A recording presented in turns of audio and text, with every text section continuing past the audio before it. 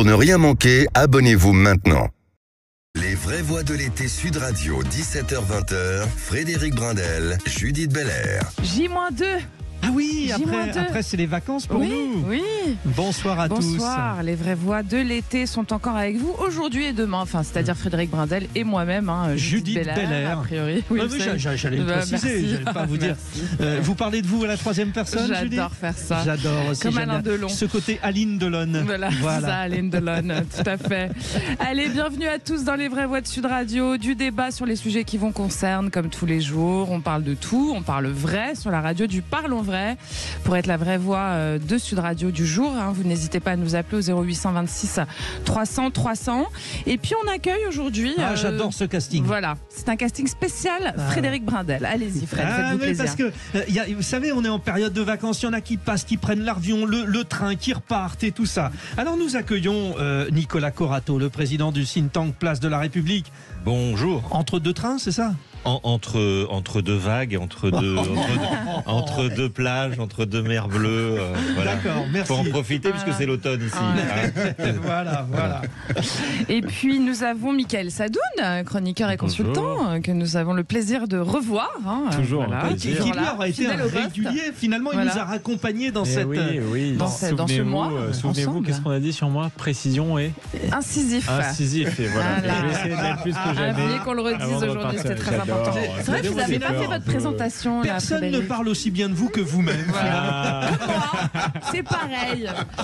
Et puis, la nouveauté du jour. Entre deux avions.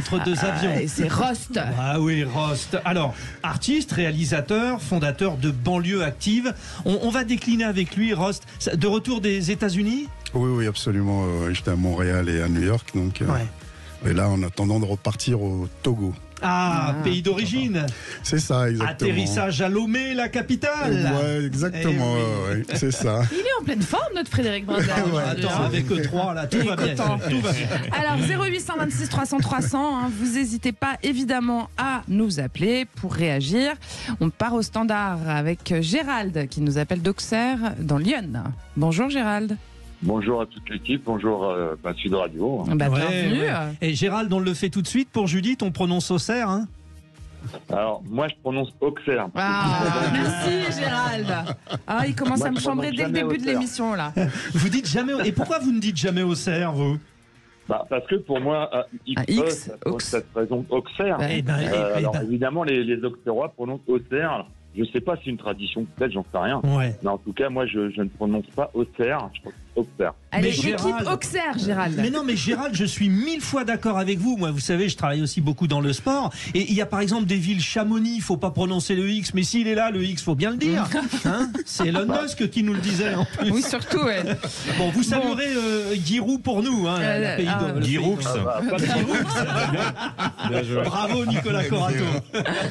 Alors, Gérald, on pose deux questions du jour sur Twitter. D'ailleurs, vous, les auditeurs de Sud Radio, vous allez voter, évidemment, comme d'habitude. La première de notre débat de 17h30 sur le maintien en détention du policier qui a lancé sur ID une balle de LDB, de lanceur de balles de défense à Marseille. Est-ce qu'il faut supprimer, selon vous, à la police, ces lanceurs de balles, justement, LDB, Gérald ? LBD, pardon. Non, moi je suis pas d'accord. C'est surtout une arme de dissuasion, puisque c'est très bien que les policiers peuvent pas utiliser leur arme, la vraie, avec des vraies balles. Je pense que supprimer ça, c'est ouvrir la porte à une autre violence. Et malheureusement, la violence, elle est toujours omniprésente. Donc je pense que supprimer ça, déjà, ça déstabiliserait les policiers. Enfin, le respect qu'on doit avoir vis-à-vis de l'uniforme. Et deuxième point, ça veut dire qu'il sera encore plus dangereux, car on considérerait que on retire, je dirais, une protection déjà pour le public, mais une protection également pour le policier. Bon, eh bien, disons que ça lance bien le débat, cher Gérald. Ouais. Deuxième question, vous nous lancez le débat aussi, Gérald. Attention. Oui, à 18h30, c'est le coup de projecteur des vraies voix. Et donc, on vous rappelle aussi la question qu'on vous pose sur Twitter. Emmanuel Macron défend l'enracinement et l'universalité de la France dans une interview qu'il a fait pour Le Figaro, en disant que la France est une et plurielle. Pour vous, notre culture est singulière, plurielle ou les deux à la fois ? Ouais, je dirais qu'elle est même deux. Tout à l'heure, j'ai dit qu'elle était singulière, mais je dirais qu'elle est les deux à la fois. Notre culture, elle a différentes racines. Donc, à partir du moment où on étale tout ça, je dirais que la singularité, c'est quelque chose d'unique. Le pluralisme, c'est quelque chose, ça porte bien son nom, c'est multiple. Et moi, je suis entre les deux. Voilà. Avec cette question, on va créer des centristes supplémentaires. Avec nos politologues autour de la table nous diront ce qu'ils en pensent. En tout cas, merci Gérald, vous restez avec nous tout au long de l'émission. À tout à l'heure. Et puis, évidemment, vous pouvez parler vrai sur Sud Radio, vous le savez, on attend vos réactions. Vous allez voter sur Twitter, vous appelez au 0826 300 300. Il y a Zach pour vous répondre, il est très sympa Zach, il vous attend. Et puis, c'est parti pour la première partie du tour de table des vraies voix. Que la partie commence! Non, moi j'aime pas vos règles à géométrie variable. À chaque fois, je me fais entuber par Philippe Davy, qui est une racaille. Quand on parle du loup, on envoie la queue. En général, les poils pubiens ne m'intéressent pas du tout. Ah bon? Le tour de table. De l'actualité. C'est ce qu'on appelle un jingle. Le premier à passer au tour de table, c'est Nicolas Corato. Alors tenez-vous bien, son accroche est particulière, mais moi elle m'évoque plein de choses, on va voir. Vous avez 2 minutes, on répond au tour évidemment. Vous parlez de la politisation de la météo. Oui, j'ai l'impression qu'aujourd'hui, pour faire présentateur ou présentatrice de météo, il faut être passé par l'école de sciences politiques, puisque tout le monde désormais a une interprétation politique du temps qu'il fait. Et je dirais que ça n'est pas nouveau dans notre histoire, ça date depuis que l'homme est l'homme et depuis que les rois sont rois, puisque vous savez qu'on reprochait aux rois de l'Ancien Régime les mauvaises moissons, les orages, les intempéries, les inondations. Et aujourd'hui, d'une certaine manière, notre monarque républicain, puisqu'il faut bien l'appeler comme ça, est tout aussi comptable du temps beau ou mauvais qu'il fait, selon les interprétations. Et ces derniers temps, donc on a beaucoup parlé des incendies dans une partie de l'Europe, avec une mise en cause réelle et scientifique du réchauffement climatique. Mais immédiatement, quand les températures baissent dans la moitié nord de la France et notamment à Paris, et qu'il se met à pleuvoir au mois d'août, mon Dieu, comme c'est exceptionnel, on nous explique que c'est bien la preuve qu'il n'y a pas de réchauffement climatique et qu'on nous ment et que tout ça est un vaste complot. Bref, c'est intéressant de voir qu'aujourd'hui encore, la météo est instrumentalisée par les uns et par les autres pour alimenter un débat politique, alors qu'au fait, finalement, la seule chose qu'on sait, c'est qu'il est très difficile de prévoir la météo et qu'on pourrait aussi faire confiance à nos scientifiques. Un petit mot quand même pour vous dire à quel point c'est vieux cette histoire.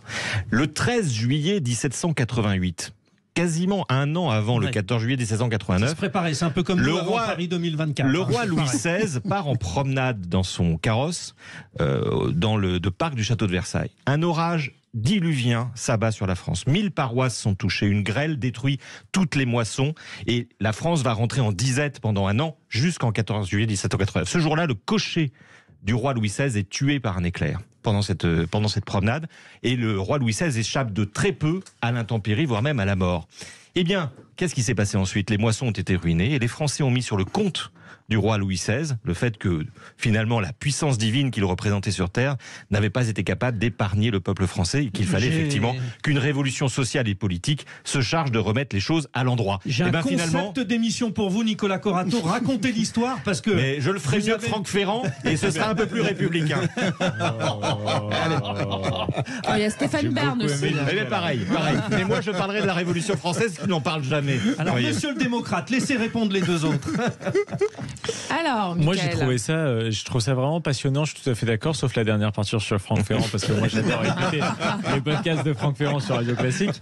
Mais en effet, c'est drôle ce lien qu'il y a entre le pouvoir qui serait comme un intercesseur entre les éléments de la nature et le peuple. Et c'est vrai que jusqu'à aujourd'hui, ça se prolonge. Bon, moi, évidemment, je trouve que l'absurdité est plus du côté de ceux qui parlent de la pluie à Paris que du côté de ceux qui parlent des incendies dans le sud de l'Europe, même si, évidemment, il y a une instrumentalisation des deux côtés. Après, chose très importante à noter, il ne faut pas confondre le climat et la météo. Les climatologues ne sont pas les météorologues. Donc quand on parle de climat, on parle de phénomènes qui s'étendent sur des siècles, voire des millénaires. Donc ceux qui prennent aussi comme exemple les incendies dans le sud pour parler du réchauffement climatique, ils devraient peut-être revoir les rapports du GIEC parce que c'est Comment ça, il y a un réchauffement climatique? J'ai mis un pull aujourd'hui, monsieur. Voilà. Non, c'est pas aussi simple que ça. Ah oui, non mais Florent Philippot et sa météo iPhone, c'est collector. Hein, mais bon. D'accord, vous avez vos références. Ah oui, parce que vous l'avez pas vu ce tweet? Non, je ne le suis Florent pas. Philippot a contesté le réchauffement climatique en prenant la météo iPhone de Paris. Donc, D'accord. chacun son fera son Alors, avis. et Rost, vous, qu'est-ce que vous en pensez de tout ça? Non, mais justement, ce qu'il disait sur la dernière partie, sur le fait de ne pas confondre le climat et la météo, c'est fondamental. Parce que mais aujourd'hui, tout est politique. Vous dites bonjour, c'est politique. Moi, d'ailleurs, ce qui a fait que j'ai arrêté à un moment de prendre, pour moi, les critiques de certaines personnes à un moment donné, et la violence d'ailleurs de ça, c'est qu'un jour, j'ai vu... il y avait une jeune femme là qui fait la météo, c'était sur France 3, et elle se faisait insulter sur les réseaux parce qu'il ne faisait pas beau.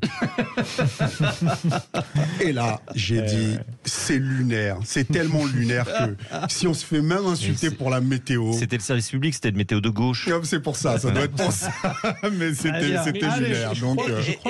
Et pour conclure, je trouve que 2 secondes, on sous-estime quand même le côté essentiel du climat sur le développement économique d'un pays, sur le climat politique, et Montesquieu en parlait dans l'esprit des lois, même sur le moral, mais Montesquieu en parlait dans l'esprit des lois, il disait que la constitution, la forme des lois d'un pays dépendait aussi du climat de ce pays. Donc, allez, prix du tour de table le plus original du mois, Nicolas Corato, bravo. Merci, je reviens avec Franck Ferrand la semaine prochaine. Merci à tous d'avoir choisi Sud Radio, c'est votre radio. Félix, Mathieu et les 3 mots dans l'actu, c'est dans un instant, puis à 17h30 votre grand débat. N'oubliez pas la question qu'on vous pose sur Twitter, allez voter, un maintien en détention du policier Heidi, celui qui a blessé Heidi. Faut-il supprimer à la police les lanceurs de balles de défense, les LBD? À tout de suite dans Les Vraies Voix, 0826 300 300, n'hésitez pas. Les vraies voix de l'été Sud Radio, 17h-20h, Frédéric Brindel, Judith Belair.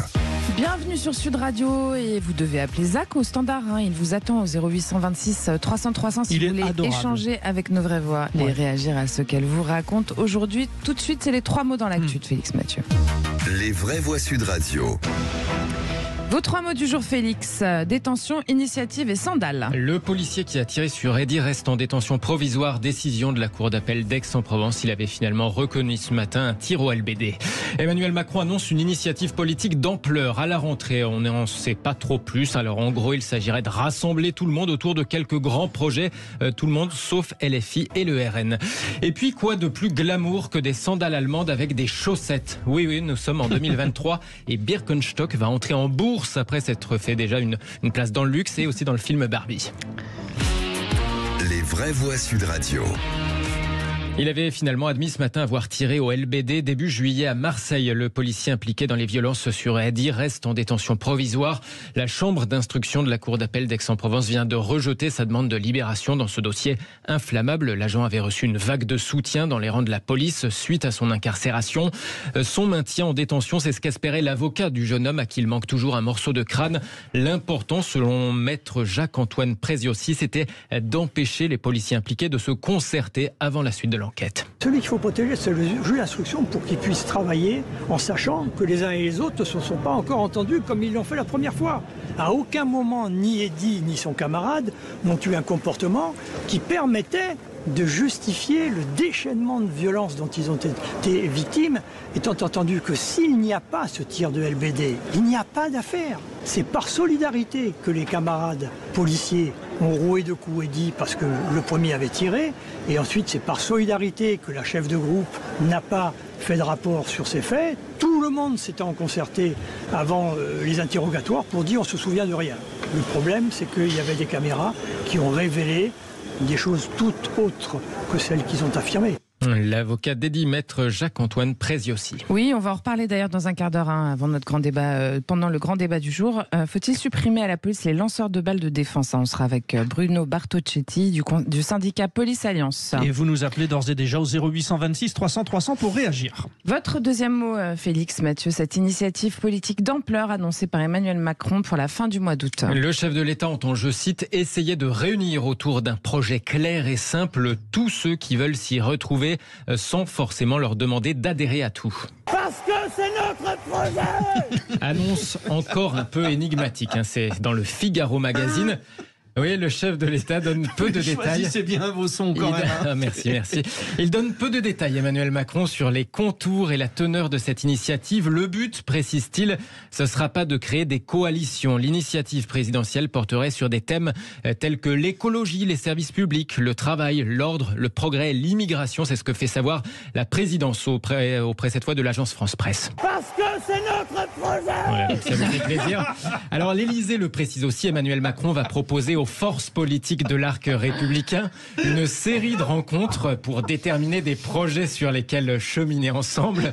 L'arc républicain en langage macroniste, ça veut dire tout ce qui n'est ni Rassemblement national ni France insoumise. Objectif, selon le chef de l'État, travailler d'ici 2027 non pas seulement à vivre ensemble, mais à faire nation. Parce que c'est notre projet. Voilà, un petit sourire de plus. Des indiscrétions, des éléments de langage tenus auprès du Figaro Magazine en marge du déplacement présidentiel en Océanie la semaine dernière. Je vois que ça vous fait plaisir. Ouais, vous avez un appel du secrétaire général de l'Élysée, je ne sais pas, il veut vous parler. Réaction des vraies voix. Oui, Nicolas Corato, est-ce que vivre ensemble, finalement, c'est pas faire nation déjà, tout simplement? Je vois pas pourquoi tout d'un coup on relie. Qu'est-ce que vous en pensez? Il dit qu'elle aime pas trop cette expression vivre ensemble. Il préfère faire nation. D'accord. Oui, c'est du wording, quoi. Non, oui, c'est pas que du wording. Derrière les mots, il y a aussi une pensée politique qui imprime et qui impacte tout le pays.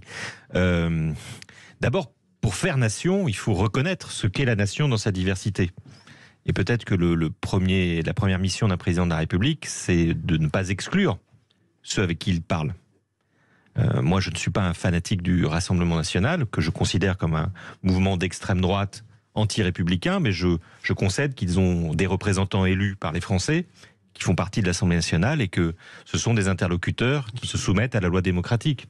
De la même manière, je toujours considéré que les représentants de la France insoumise étaient des démocrates et des républicains, et je ne vois pas pourquoi le président choisirait lui, tout seul, de l'Élysée, qui participe de la démocratie et qui n'y participe pas. Ça pose une vraie difficulté et un vrai débat. Pour répondre à votre question sur le vivre ensemble ou faire nation, si on veut vivre ensemble ou si on veut faire nation, il y a un moment où il faut qu'on considère la nation dans son ensemble et pas uniquement dans ceux qu'on a choisis ou sélectionnés. Discuter avec ceux avec qui on est d'accord, c'est toujours beaucoup plus facile que d'accepter le débat. Rost, vous êtes d'accord? Vous voulez discuter avec lui?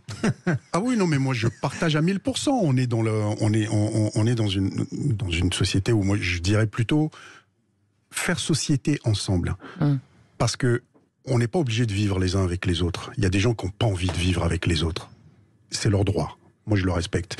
Et comme je dis aux gens, la plupart du temps, moi, je ne demande pas qu'on m'aime. Je demande qu'on me respecte. Je suis un citoyen à part entière. Tu as le droit de ne pas m'aimer, mais tu me dois le respect. Et au nom des règles de notre société. Mais ce que dit Emmanuel Macron là-dessus, moi ça me scandalise lorsque j'entends les macronistes dire il ne faut pas discuter avec LFI, mais au nom de quoi? Au nom de quoi? Je ne sais pas s'ils se rendent compte de la violence qui renvoie à une partie de la population française. LFI et Rassemblement national, d'ailleurs. Non, mais la question du Rassemblement national, moi je suis un peu plus partagé là-dessus. Ça marche dans les deux sens. Oui, mais sauf que... Non, attendez, sauf que... C'est pas la même chose. Jusqu'à présent... Jusqu'à présent, je ne connais pas des gens d'LFI qui ont tué des Noirs ou des Arabes au nom d'idéologie politique. Par contre, le Front National, c'est le cas. Ça a été le cas. Vous pensez que Jean-Philippe Tanguy ou Sébastien Chenier, aujourd'hui, ils sont responsables du meurtre je suis désolé, il y a une histoire. On prend aussi en compte son histoire. Moi, je suis de cette génération qui se faisait courser par les skinheads, monsieur. Mais je comprends, mais vous comprenez que... Et on faisait la chasse aux skinheads. Oui, mais la gauche a collaboré avec le régime de Vichy. Alors, chacun son tour. Des juifs. Michael Sadoun. Les collaborationnistes, ils étaient plutôt dans le camp... Pardonnez-moi, non, mais attendez, on peut refaire l'histoire de la SFIO. Pierre Laval. Mais il n'y a pas de collabo dans les créateurs de la France Insoumise, il y a des collabos dans les créateurs du Front National. Non, mais la France Insoumise est l'héritière d'une tradition de gauche qui a notamment collaboré avec Vichy. Juste, pas pour vous mettre d'accord. Et le Parti Socialiste est l'héritier de la SFIO ou était Pierre Laval. Michael Sadoun, pas pour vous mettre d'accord. On a parlé du Rassemblement national, vous en êtes venu au Front National.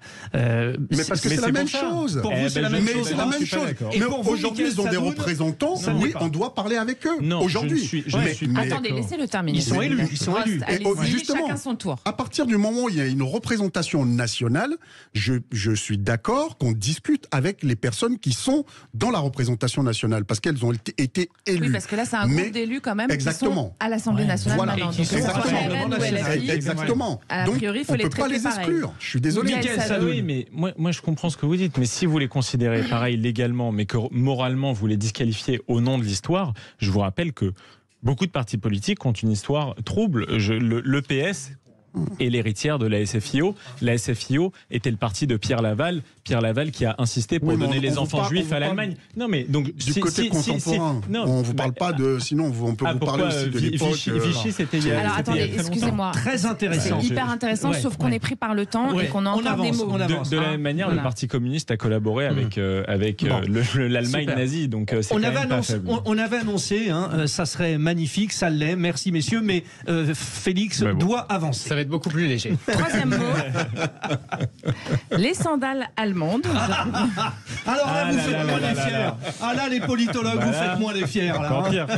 Birkenstock pourrait entrer en bourse. Oui, dans l'imaginaire collectif, c'est vrai qu'elles étaient plutôt associées aux touristes allemands avec des chaussettes dans les sandales, plus qu'au défilé de mode glamour. Sauf que les temps ont changé. Elles enchaînent ces sandales Birkenstock, les collaborations avec Dior, Valentino, Céline ou Givenchy. Les Birkenstock pourraient donc faire leur entrée à la bourse de New York, valorisée 8 à 10 milliards de dollars selon l'agence financière Bloomberg ainsi que le Financial Times. Signe des temps d'ailleurs, dans le film Barbie, elles apparaissent, ces sandales, face à une paire de talons aiguilles roses en mode le monde réel versus le monde de Barbie. Tu peux reprendre ta vie habituelle ou alors connaître la vérité sur l'univers. Le choix t'appartient. Le premier, le talon. Non, t'as envie de savoir, ok ? Recommence. Et finalement, ce sont bien les sandales qui gagnent. La marque de sandales appartient désormais à un fonds d'investissement associé à LVMH. À l'origine, Birkenstock produisait des semelles orthopédiques, puis elle s'est spécialisée dans ces sandales jugées confortables mais pas super belles. Sauf que, ces derniers temps, elles ont gagné leur lettre de noblesse dans les défilés de mode au pied des stars. Ils sont quand même forts, ces Allemands, puisque on a quand même plusieurs exemples de renversement marketing, de trucs ringards qui deviennent un peu à la mode. Il y avait déjà les tongs, les baskets de chez Lidl qui sont un peu devenus le summum du cool contre toute attente. Voici donc les sandales Birkenstock comme summum du glamour. Alors malheureusement, pas pour moi. Voilà. Moi non plus. Merci Félix. Malheureusement, on n'a pas le temps de trop réagir. Sur Sud Radio qui vante quand même le Made in France, je suis étonné que vous fassiez cette ode à Birkenstock alors qu'il y a une grande réussite française en la matière de chaussures absolument laides qui s'appellent les chaussures Méduse, qui sont aujourd'hui en plastique recyclé, qui conquièrent le monde entier. Je trouve vraiment que vous auriez pu faire une place pour cette grande production française. Félix, la prochaine fois. Mais c'est qu'il y avait une actu, leur entrée à la bourse de New York. C'est ça l'actu. C'est pour ça que je vous en parle. Mais bravo. Et sur Sud Radio, on promeut peut-être la tradition française, mais on permet à tout le monde de s'exprimer aussi, ne l'oublions pas. Bien compris. Y compris si vous êtes sud-coréen, nord-coréen, etc. Voilà. C'était Barbie, c'est ça. Bon, vous restez avec nous parce qu'il y a un débat. Messieurs, calmez-vous, c'était la poupée Barbie. Calmez-vous, c'était la poupée Barbie. Il y a un vrai débat qui arrive. On va pas parler de Barbie et de Birkenstock à 17h30. On vous pose une question sur Twitter, les auditeurs. Faut-il supprimer à la police les lanceurs de balles de défense ? C'est un peu plus sérieux quand même. Et vous nous dites oui à 53%. A priori, vous êtes tous pour cette suppression, même si c'est pas tout à fait tranché.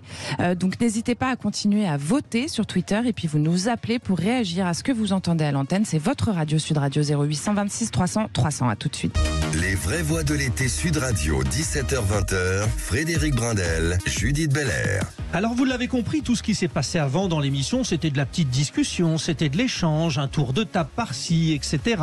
Mais tout de suite, ça a été soutenu, vous avez pu le comprendre. Parce qu'avec nos vraies voix, en l'occurrence Rost, artiste, réalisateur et fondateur de Banlieue Active, avec Nicolas Corato, président du think tank Place de la République, et avec Mickaël Sadoun, chroniqueur et consultant précis et deuxième lame, ça va barder. Et ça va barder d'autant plus que maintenant, voici le grand débat. Cachez-vous, c'est parti.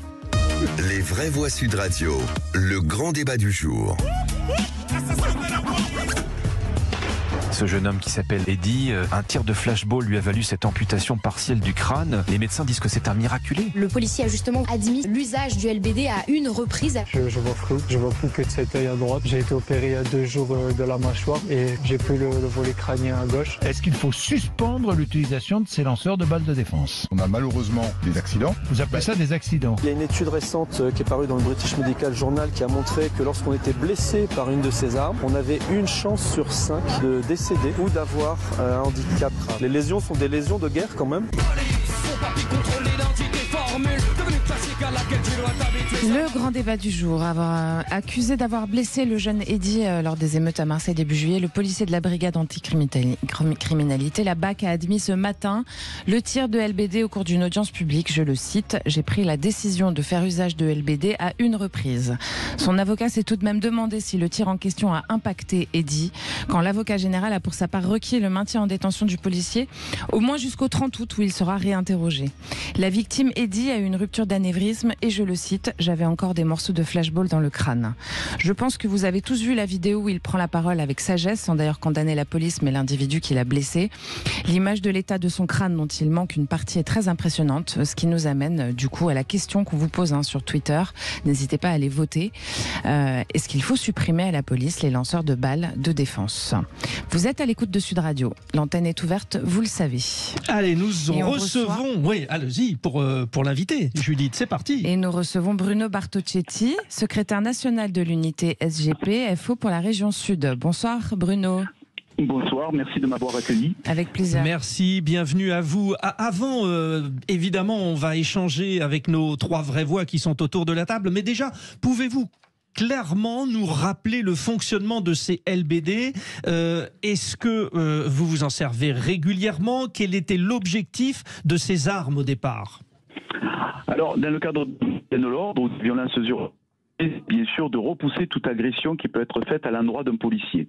Alors il faut aussi comprendre que le LBD est utilisé vraiment dans des cas difficiles de force majeure et dans une action. Alors c'est vrai que quand on en parle autour d'une table, tout est facile, ou même dans un stand de tir, on peut très sereinement utiliser un LBD lorsqu'on se retrouve face à parfois des dizaines et des dizaines d'individus qui sont déterminés à blesser. D'ailleurs, dans les émeutes, nous avons eu des centaines de policiers blessés. On a été quand même visés avec à tir de balles réelles. On nous a tiré dessus. Je veux dire, à un moment donné, il faut comprendre qu'on utilise le LBD pour, à un moment donné, écarter toute qu'il y a autour de nous.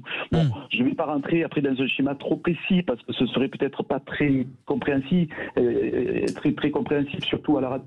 Mais voilà l'utilisation du LBD d'une manière schématique, on va dire. D'accord, très bien. Nicolas Corato, on a compris, le LBD, ça sert à repousser les agressions dans des cas de force majeure, c'est ce que nous dit Bruno Bartocchetti.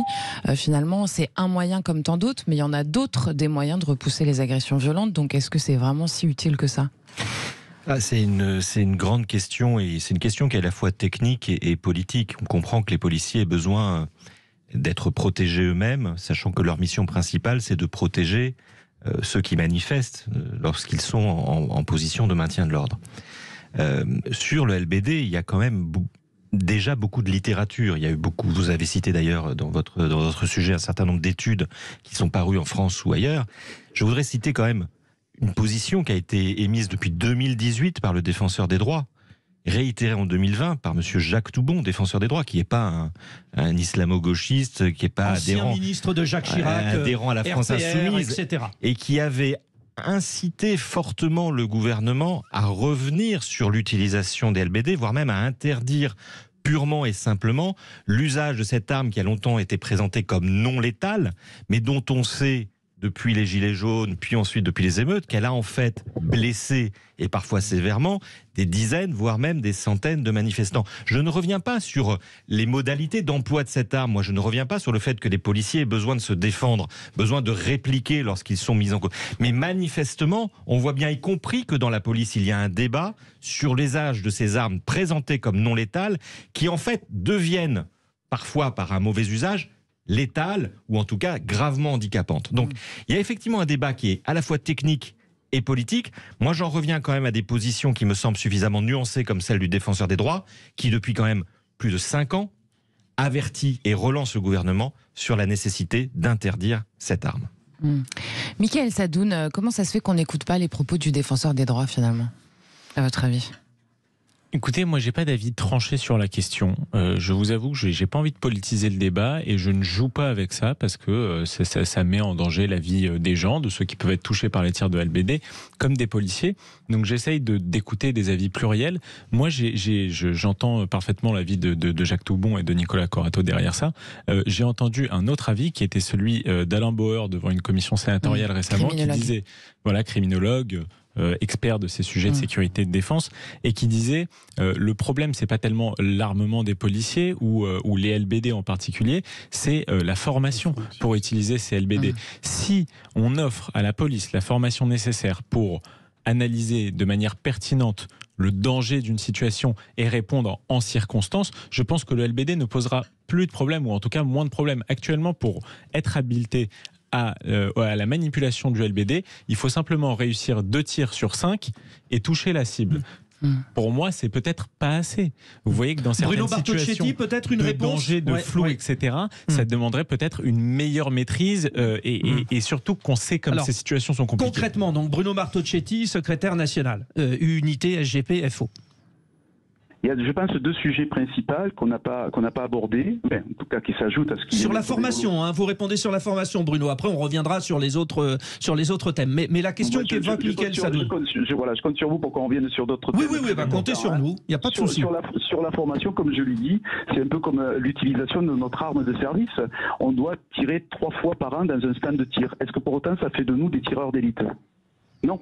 Donc vous voyez, alors même si on utilisait dans un stand de tir le LBD ou notre arme de service toutes les semaines, lorsqu'on se retrouve dans des situations dangereuses, la position et la situation est bien différente. Et c'est pour ça que j'ai dit tout à l'heure, quand j'ai commencé, on peut en parler de manière très confortable autour d'une table. Il faut, rien que dans un stand de tir, rien que d'avoir un LBD ou une arme de service, il y a une montée de stress. Je ne sais pas si autour de vous, vous avez déjà utilisé une arme, mais il y a un moment de stress. Donc ça veut dire qu'il faudrait que tous les policiers soient des tireurs d'élite. Ce n'est pas possible. Et j'ajouterai, au-delà de la formation qui est suivie avec des LBD, si on a un souci avec cette arme-là, retournons-nous vers le constructeur. Ça, c'est un premier point. Et le deuxième que je voulais aborder, c'est que, heureusement, écoutez bien ce que je vous dis, heureusement que bien souvent, on a utilisé des LBD parce qu'on se retrouvait dans le cadre d'une légitime défense. Et sans LBD, dans le cadre d'une légitime défense, on aurait pu utiliser nos armes de service. Rost, quand on entend Bruno Martocchetti former les policiers à servir des LBD, ça veut dire en revenir à faire des tireurs d'élite. Alors là, c'est pas ce qu'on dit, c'est simplement qu'il faudrait peut-être des formations plus poussées si effectivement on leur laisse ces armes dans les mains. Qu'est-ce que vous en pensez ? Non, mais moi, il y a une expression que je vais citer un artiste de rap que j'aime beaucoup, qui s'appelle Lino, qui dit à un moment donné dans une de ses chansons, on blâme la bombe, pas celui qui l'a amorcée. C'est bien de parler du LBD, mais les personnes qui s'en servent, le vrai problème est là. Et lui-même, en disant ça, d'ailleurs, c'est un aveu. Parce que aujourd'hui, la formation des policiers, c'est quoi ? C'est 8 mois. En 8 mois. Ça a été rallongé à 12 mois par Gérald Darmanin. Oui, mais sauf que ça n'a pas été réellement mis en pratique jusqu'à présent. Ah oui, c'est vrai, pas encore. Ça manque de moyens. Exactement. Donc, même si c'était 12 mois d'ailleurs, comment vous voulez que quelqu'un qui sort de l'école et qui fait une formation de 12 mois maîtrise les armes, maîtrise la question du stress, maîtrise l'adversité. Tout ça, c'est du travail. C'est des années de Il devrait y avoir des formations psychologiques aussi, non ? Exactement. Donc, il faut revoir la question.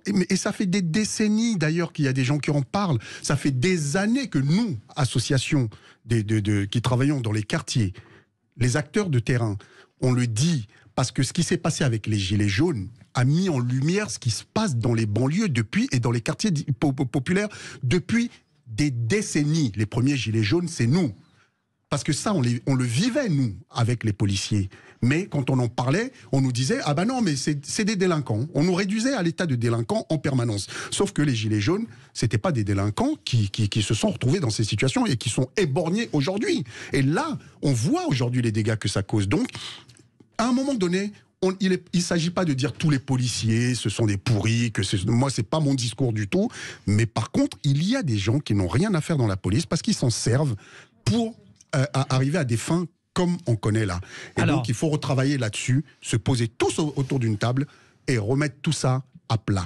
Rost, justement, par rapport à donc l'information principale de cette journée sur la mise en détention, la continuité de cette mise en détention pour le policier de la BAC de Marseille, l'avocat de Eddy, donc la victime, s'est exprimé ce matin pour dire qu'il prenait acte des aveux de tir de LBD du policier, qui a avoué donc, et rappelle ce que dit la loi sur l'utilisation. Écoutez-le, maître Jacques-Antoine Preziosi. Il explique dans cette première déclaration que quand on tire au LBD, on doit tirer dans les jambes ou dans le corps, mais surtout pas dans le haut du corps. Alors là, il tire à 3 mètres et en pleine tête. Alors c'est son métier de tirer au LBD, même si c'est pas une arme très précise.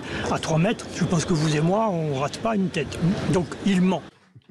Il ment, voilà ce qu'on entend, Nicolas Corato, j'allais dire une bêtise. Il ment, mais en même temps, on a envie de dire aussi que la situation, elle a peut-être été effectivement mal gérée, mal réfléchie, mal regardée de la part du policier en question. Alors ça, c'est très compliqué à dire parce qu'il y a une enquête en cours, il y a un dossier, il y a une instruction qui est en cours. Et là, vous reproduisez des propos d'avocat, un avocat qui défend son client, en l'occurrence. Il fait sa plaidoirie pour la défense. En l'occurrence, la victime, présumée de cet acte. C'est compliqué de se positionner sur ce genre de dossier. Peut-être expliquer techniquement un point, c'est que la détention provisoire, c'est pas quelque chose d'exceptionnel dans notre droit, malheureusement. Je dirais malheureusement parce que on en parle beaucoup depuis qu'un policier est en détention provisoire, mais je voudrais rappeler que 26% des détenus en France, un détenu sur 4, est en détention provisoire. C'est-à-dire c'est quelqu'un qui est placé en prison, pour dire les choses telles qu'elles sont, pour les besoins de l'enquête, c'est-à-dire soit pour le protéger lui-même d'éventuelles pressions, soit protéger les témoins ou les victimes d'éventuelles pressions, soit, comme le disait l'avocat de M. Eddy, protéger effectivement de certaines collusions qui pourraient y avoir, ou de certaines appréciations ou organisations d'un système de défense. Et c'est heureux des fois aussi, c'est mis en détention provisoire quand il y a flagrant délit aussi. Donc on n'est pas sur quelque chose d'exceptionnel. Encore une fois, un détenu sur 4 est en détention provisoire, et donc un détenu sur 4 en France est présumé innocent. Il faut peut-être rappeler aussi que ce policier, il est présumé innocent, quoi qu'on dise sur les plateaux télé et quoi qu'en disent ses avocats. Et c'est la même chose pour la plupart des gens, pour tout prévenu en France, avant d'être jugé, vous êtes présumé innocent. La difficulté sur ces sujets-là, et on le sait, c'est que moi je pense que les policiers sont des citoyens qui ont les mêmes droits que n'importe quel citoyen. Je pense en revanche qu'ils ont plus de devoirs. Ils ont plus de devoirs parce qu'on leur a délégué l'exercice de la violence légitime que nous, le peuple, souverainement, nous détenons. Et que par rapport à ça, ils se doivent être beaucoup plus exemplaires, peut-être, non pas qu'ils ne le sont, mais qu'ils sont contrôlés. Moi, je pense qu'il y a des petits soucis de contrôle de l'exercice de la force et du maintien de l'ordre en France. Il y a un petit sujet au niveau de l'inspection générale de la police nationale, dont la direction vient d'être confiée à un magistrat, une magistrate en l'occurrence. Mais je pense effectivement qu'il y a un moment dans ce pays où il faut qu'on se plonge, il faut qu'on se prononce, et dans l'intérêt même de la police, sur la manière dont les actes des policiers sont contrôlés et sont vérifiés. On fait assez court maintenant parce qu'il y a notamment une réaction au 0826 300 300. Oui, Gérald, vous êtes toujours avec nous ? Oui, bien sûr. Bon. Qu'est-ce que ça vous inspire, tout ce que vous venez d'entendre, Gérald ? Moi, c'est très compliqué. Il y a déjà plusieurs problématiques. Déjà, on a bien parlé d'émeutes. On n'est pas en manifestation. Donc les émeutes, pour moi, ça reflète une vraie violence de la part justement des individus qui forment cette émeute. Après, effectivement, l'utilisation d'une arme, quelle qu'elle soit, mérite déjà une formation très importante, avoir une psychologie et du sang-froid qui accompagneront le geste. C'est vrai que quand on a des individus qui sont prêts, je dirais, à une violence extrême, alors attention, je dis pas que le policier, ce qu'il a fait, c'est bien, puisqu'il semblerait, d'après ce que j'ai entendu, qu'on est à même à tirer malheureusement soit dans le corps, soit dans les jambes, ce qu'il n'a pas fait.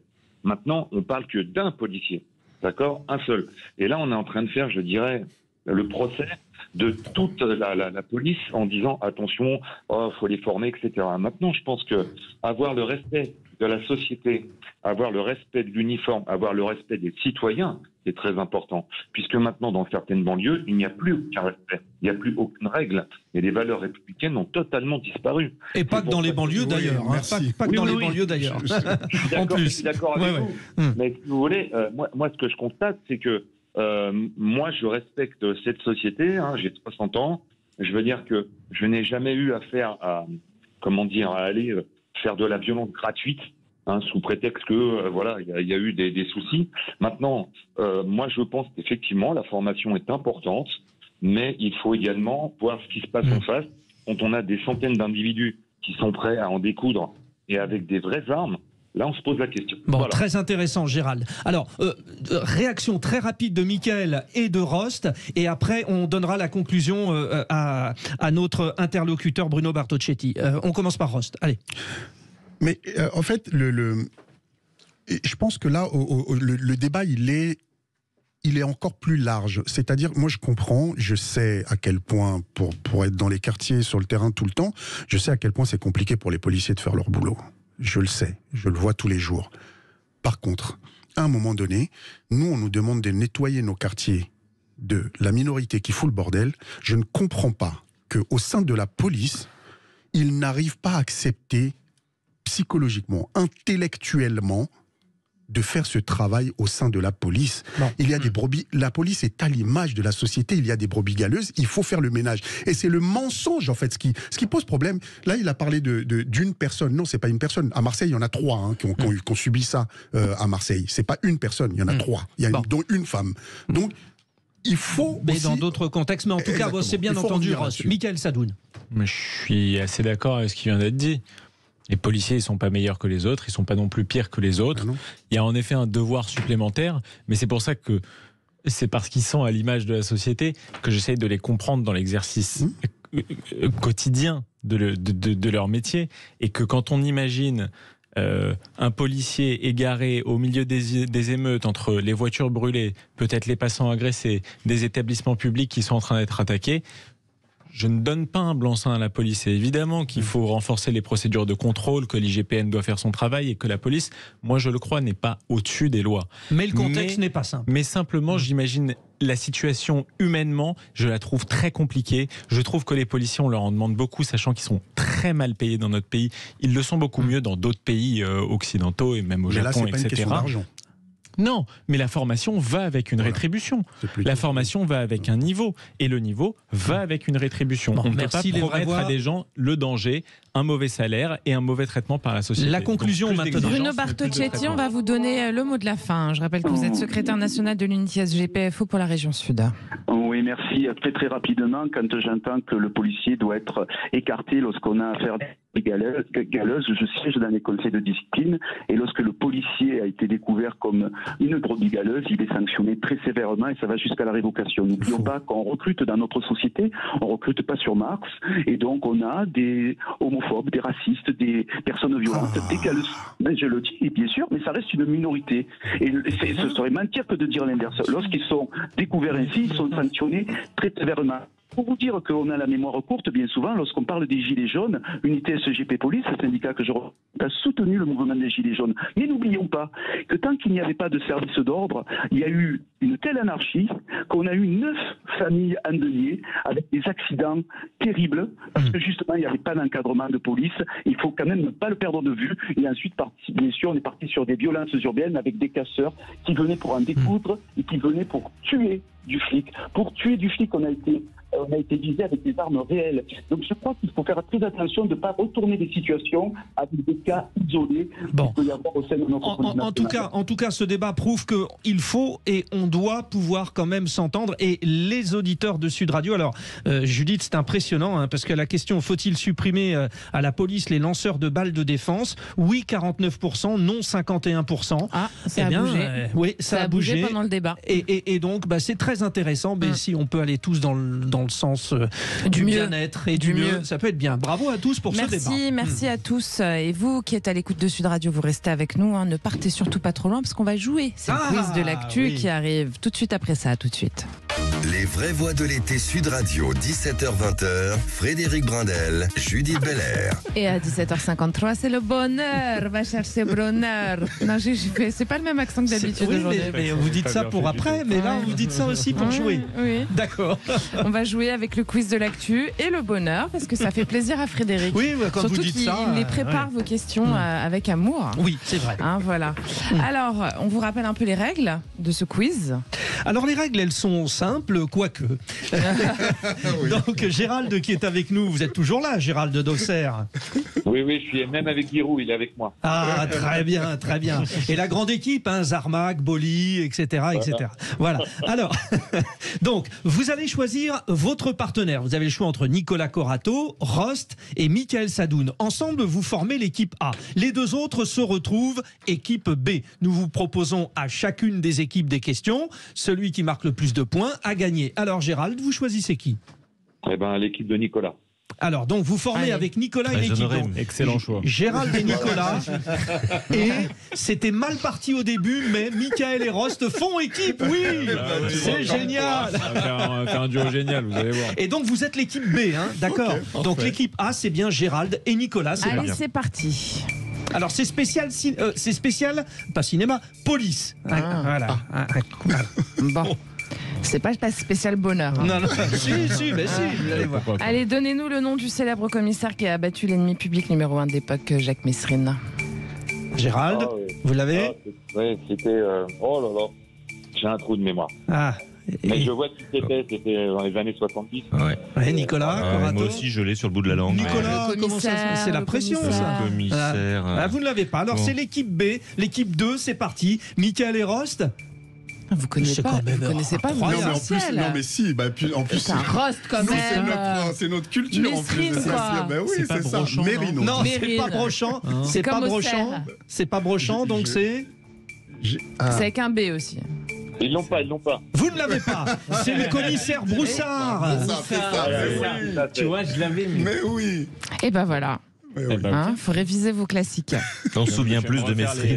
Ouais, exactement. Je vais me refaire les films de Vincent Cassel. Allez, deuxième question. Vous savez quand ça date, 2 novembre 79. Donnez-nous le nom de l'ex-policier. Alors, équipe B, donc Michael et Ross. Donnez-nous le nom de l'ex-policier devenu réalisateur, notamment de 36 Quai des Orfèvres. Ah, c'est Olivier Marchal. Marchal, c'est ça. Absolument. Elle est facile celle-là. Non. Moi, j'aurais On trouvé est plus fort que plus facilement. Dites-le au lieu de dire c'est trop facile. Ça fait 1-0 pour l'équipe B. Question équipe A. Allez, donnez-moi le nom de l'unité emblématique de la gendarmerie en matière d'intervention et de gestion. Le GIGN. Oui, bonne réponse de Ça, Gérald et c'était Nicolas. facile. Ça, c'était facile. Ça vaut 2 points, ça, non? Non, ça vaut 1 point. Ça vaut 1 Et point. si vous reposez la question, moins 1. Possibilité d'égalisation pour l'équipe 2, Michael et Rost, c'est parti. Dans quelle ville le nouveau pôle judiciaire dédié aux affaires non élucidées et aux crimes en série a vu le jour le 1er mars 2022? Dans quelle ville les cold cases? Nouveau pôle judiciaire, dans quelle ville? Bon, je vais la tenter, Marseille. Non. Rost? Paris 17e. Non. Allez, Gérald et Nicolas, tentez votre chance. Lyon? Non. Gérald? Bordeaux? Non plus, c'est Nantes, non. C'est à Nanterre. Et ben dans voilà. les Hauts-de-Seine. C'est un pôle national unique. Bon, nous en sommes à 1 partout, donc tout va jouer sur. Pas très bon en police. Tout va se jouer. Franchement. Bon, alors celle-là, elle est vraiment facile aussi. Si vous connaissez vos classiques, soyez attentifs. Attention, tout se joue là-dessus. Équipe A. Équipe A, Nicolas et Gérald. Quel acteur interprète le ripou René Boiron dans le film Les Ripoux? Philippe Noiret. Exactement, bravo. Gérald et Nicolas, moi, je suis bon en ripou. Vous dégainez au même moment. Un police moyen, mais les ripoux. En ripou, je suis pas mauvais. Alors écoutez, c'est simple. Si Rost et Michael répondent là, ça fait match nul. Il y aura une petite question subsidiaire. Attention. Okay. Qui joue Pinot simple flic au cinéma? Ça, c'est facile. Bah oui, c'est facile, mais il n'y arrive pas. Ils se mettent la pression. Vas-y, souffle-le. Non. Je l'ai jamais eu, franchement. Michael, non. On l'a. Rost, non. Vous allez perdre les garçons là. Ouais, je crois bien. J'avoue que là. Allez, on va laisser Gérald de répondre. Gérald? C'est Gérard Jugnot. Ouais. Il faut revoir un petit peu votre Non, mais en plus, j'adore Gérard Jugnot. Et c'est vrai que On est mauvais. J'aurais pu vous dire, il chante aussi, mais bon, ça n'aurait pas marché. Dans ce film, il y a mon pote Gérard Loussine aussi. Vous vous souvenez de Gérard Loussine? Il joue dans ce film.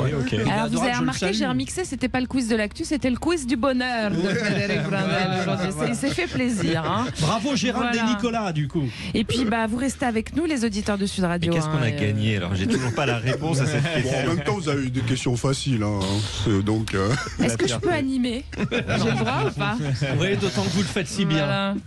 Bon, vous restez avec nous, hein, voilà. Et puis, il y a le tour de table de l'actu des vraies voix qui vient. Le coup de projecteur, on vous rappelle la question. Vous allez voter sur Twitter suite à l'interview dans le Figaro de notre président Emmanuel Macron défend l'enracinement et l'universalité de la France. Pour vous, notre culture est-elle singulière, plurielle ou les deux à la fois? N'hésitez surtout pas à aller voter et à nous appeler évidemment au 0800 26 300 300. Zach est très sympathique au standard, il vous attend. À tout de suite. Les vraies voix de l'été Sud Radio, 17h-20h, Frédéric Brindel, Judith Belair. Que vous soyez en train de vous détendre chez vous, coincé dans les embouteillages, en vacances, en train de siroter un petit verre au bord de la plage par exemple, au soleil peut-être éventuellement, toujours en train, ou alors en pleine pause au travail, Sud Radio est toujours là pour vous accompagner avec vos vraies voix. On allait au bord de la mer avec mon père, ma soeur, ma mère. Je suis presque jalouse de ceux qui boivent au bord de la mer. Eh oui. Alors nous avons Rost dans les vraies voix ce soir, un artiste qui lorsqu'il pose sa voix avec ses mots change toute la face du monde. Il est là avec nous. Merci. Ça va les chevilles ou pas? Tranquille, ça va. Nous avons Nicolas Corato avec ses allures de Vénitien. Il n'en demeure pas moins si proche du peuple. Oui. Enfin, Mickaël Sadoun est sans concession. Il est efficace. Il est notre vraie voix de ce mois de juillet. Il est revenu toutes les semaines et c'est pour ça que nous vous aimons. Et puis, dans pas longtemps, ça va être le tour de table des vraies voix. On va y arriver. Et puis, n'oubliez pas notre coup de projecteur à 18h30. Oui, alors vous l'avez entendu, Emmanuel Macron a livré une interview au Figaro. La France est une et plurielle, dit-il. Emmanuel Macron défend l'enracinement et l'universalité de la France. Pour vous, notre culture est singulière, plurielle, les deux à la fois. Et vous ça, êtes invité. Oui, ou X paraît-il. Oui, ouais. X. Voilà, X sur Sud Radio, bien 300 sûr. 300, bien entendu. Et puis tout de suite, ça clique, ça fait du clic sur les réseaux. Les vraies voix Sud Radio, ça fait du clic sur les réseaux sociaux. Les réactions sont très tranchées de part et d'autre après le maintien en détention du policier impliqué dans les violences sur Eddy. La chambre de l'instruction de la cour d'Aix-en-Provence, de la cour d'appel d'Aix-en-Provence vient de le décider. Le policier reste donc derrière les barreaux, comme le réclamait l'avocat d'Eddy, gravement blessé en marge des émeutes à Marseille début juillet. Je suis satisfait parce que ça permettra un meilleur déroulé de l'information, vient de réagir Jacques-Antoine Préziossi. Selon lui, la police, je le cite, doit assumer cette incarcération qui va, dit-il, dans le sens de l'histoire. Ce n'est pas de l'acharnement contre la police, c'est un dossier qui révèle des fautes graves. L'avocat d'Eddy reproche aux policiers de mentir. Il disait craindre, en cas de libération conditionnelle du policier, que celui-ci se concerte avec ses collègues pour mettre au point une version commune de ce qui s'était passé à Marseille début juillet. Le policier avait démenti, en tout cas avoir tiré au LBD dans un premier temps, avant de finalement l'admettre à l'audience ce matin. Sa dénégation fallacieuse initiale a jeté le discrédit sur l'ensemble de son propos, estime donc le président de la Chambre, qui a rappelé lors de l'audience qu'il était poursuivi pour les blessures extrêmement grave, a-t-il dit, du jeune homme de 22 ans qui a vu une partie de son crâne amputée. Réaction totalement opposée, en tout cas des syndicats de police. Cette décision est incompréhensible et très injuste. Notre collègue n'a pas à rester en prison, déclare le syndicat Alliance, qui ajoute: les policiers sont responsables, les policiers ne sont pas des délinquants.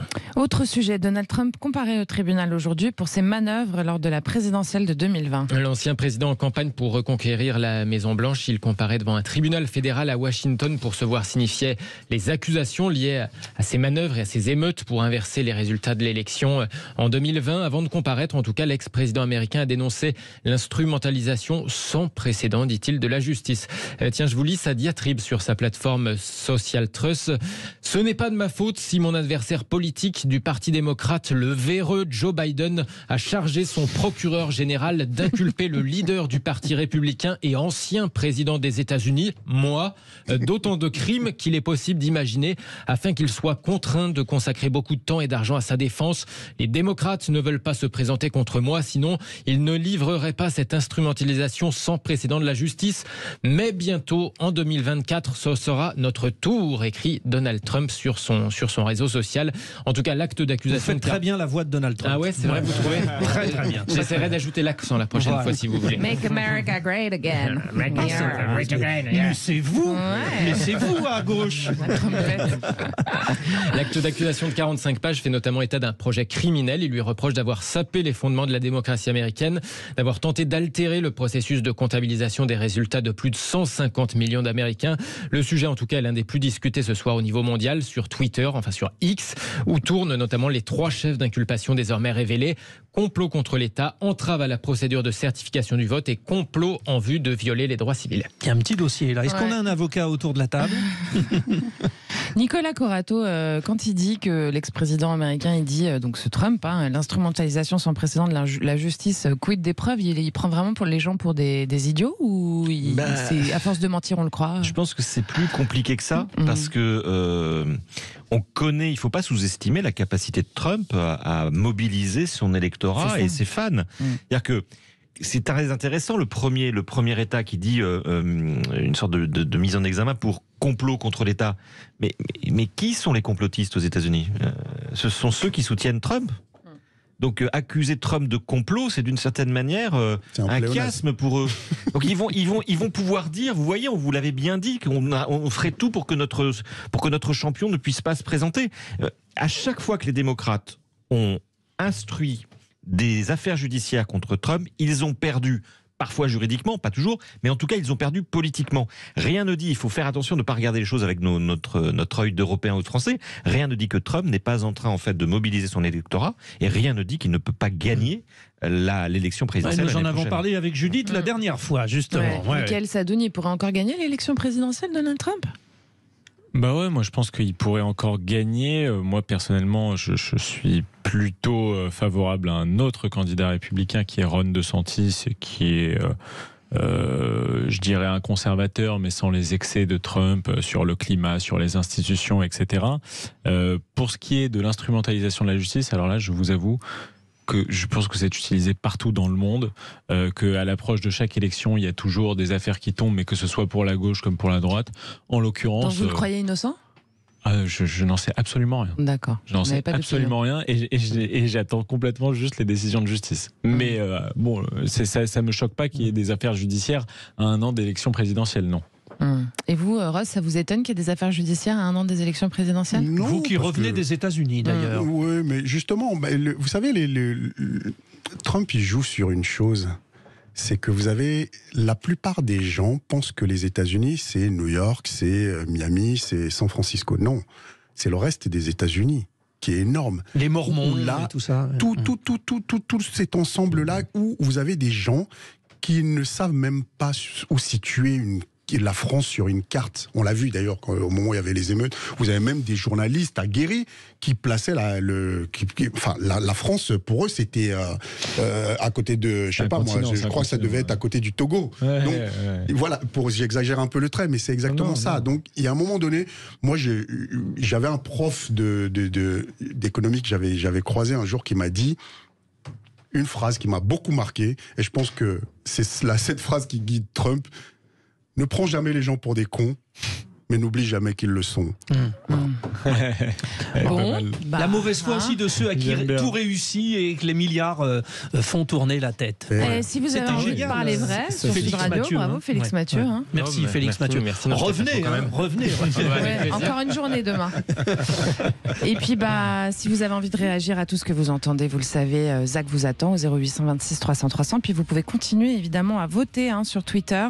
Dans quelques instants, ça va être le tour de table de l'actu. Avec nos vraies voix. Il en reste 2 à passer. Allez, à tout de suite. Prépare. Frédéric Brindel, Judith Belair. Il y a de l'ambiance dans le studio ce soir des vraies voix de l'été. Ça déménage. Il est en pleine forme, Frédéric Brindel. Il est content de bientôt me quitter en fait, je vous le confie. Pas du tout. Enfin, Judith, jamais je ne tolérerai ça. Sinon, je quitte le plateau. Allez, c'est le tour de table de l'actu des vraies voix. Oh, dites, je vais envoyer les actualités. Vous venez les voir dans la cabine? Je vais vous raconter une histoire pas banale. Et vous me racontez pas votre petite journée? On a assez perdu de temps comme ça. Le tour de table de l'actualité. Alors tout à l'heure, Nicolas Corato s'est exprimé. Bien maintenant, c'est au tour de Rost. Vous voulez revenir, Rost, sur la position de la France face à la situation au Niger. On rappelle que vous faites souvent des allers-retours en Afrique et notamment au Togo et que effectivement, il y a cette vision africaine. Oui, en fait, j'entends beaucoup de choses qui se passent en ce moment et j'entends les commentaires des uns et des autres qui interviennent sur différents médias et j'ai l'impression enfin c'est même pas une impression d'ailleurs, c'est la conviction d'une méconnaissance absolue de ce qui se passe à l'international, de ce qui se passe en Afrique, de ce qui se passe entre la relation entre la France et l'Afrique, même si aujourd'hui il faudrait dire l'inverse. Mais entre l'Afrique et la France, parce que justement ils veulent inverser les choses. Vous savez, il y a quelques années, et je vais assumer mes propos, je sais que ça choque quand je dis ça, mais je vais le dire et parce que j'assume mes propos. Lorsque Nicolas Sarkozy avait assassiné Kadhafi, moi j'avais dit une chose à l'époque. Vous savez quoi ? La France vient de signer son arrêt de mort en Afrique. Parce que rappelons que Sarkozy n'a pas assassiné. Oui, mais les services secrets ont aidé à faire chuter Kadhafi. Voilà. Oui. Bon, c'est ce qu'on appelle la formule. Mais la lecture qui en est, voilà, c'est en tout cas par rapport à l'Afrique, c'est celle-là. Donc après, ce qui s'était passé d'ailleurs, même en Côte d'Ivoire avec Laurent Gbagbo et son délogement par les services français, etc.